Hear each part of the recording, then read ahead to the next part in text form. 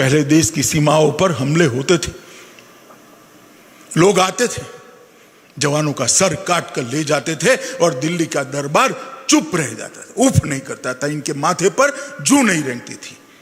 हमारे समय में भी हमले हुए, उरी पर हुआ, पुलवामा में हुआ।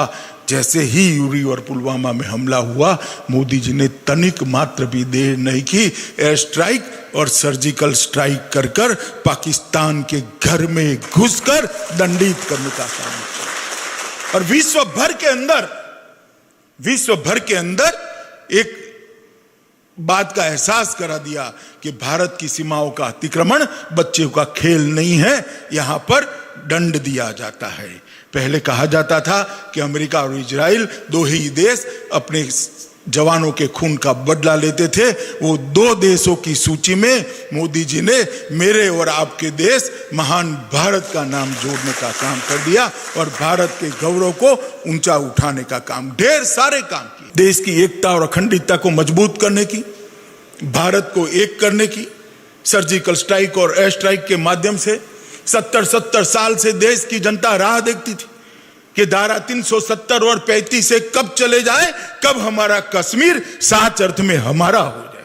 मगर किसी की हिम्मत नहीं थी धारा 370 और 35 से को हटाने की। कई सरकारें 2/3 बहुमतों के साथ आई, मगर हिम्मत नहीं करती थी। 5 अगस्त 2019 को नरेंद्र मोदी जी ने संसद में विधेयक लाकर धारा 370 और 35 को उखाड़ कर फेंक, और हम सभी भारतीय जनता पार्टी के कार्यकर्ता बच्चे थे तब से नारा लगाते थे, जहां हुए बलिदान मुखर्जी वो कश्मीर हमारा है। मगर हम कश्मीर को हमारा नहीं देख पाते थे। मोदी जी ने जिस पल धारा 370 और 35 को हटाया, कश्मीर हमेशा के लिए मां भारती के मुकुटमणि बनकर भारत का अभिन्न हिस्सा बनाने का बहुत बड़ा फैसला है मित्रों।